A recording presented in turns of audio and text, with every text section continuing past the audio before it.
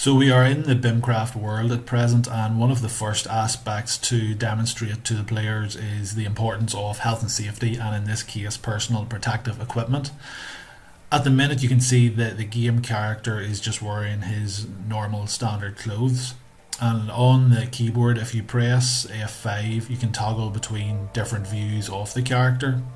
So to put on the specialist health and safety personal protective equipment, you firstly want to press E on the keyboard. You will probably automatically come into this default view.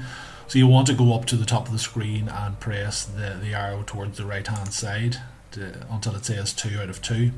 And in here we have BIMcraft blocks in the first area, and in the second area we have the health and safety aspects and health and safety clothing.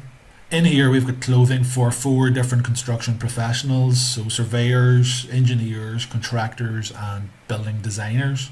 And if you hover over each of the elements you will see what that is. So you have your surveyor's helmet, engineer's legs, and there are 4 different aspects for each different discipline. So in this case, if I want to select the clothing for the surveyor, I will select the helmet and bring it down. I will look for the surveyor's boots as well and take those down. I am going to search for the surveyor's chest or high visibility jacket, and I also need to look for the legs, for the clothing for the legs. So once I have those 4 aspects down, I can then go and put those onto the actual game player. So I'm going to go down to the chest icon and click on it, and this is a view of the player, and you can then simply just drag and drop the key bits of clothing into the required area. So once I've that done, if I escape out of the game, you will see that the player is now wearing the clothing.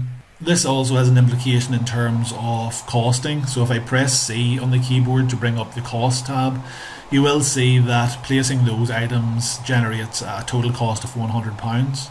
But if those health and safety items of clothing were not placed and the players or people started to build their building, they would generate a fine because they're starting to build without the proper health and safety protective equipment on, and that fine would generate very quickly.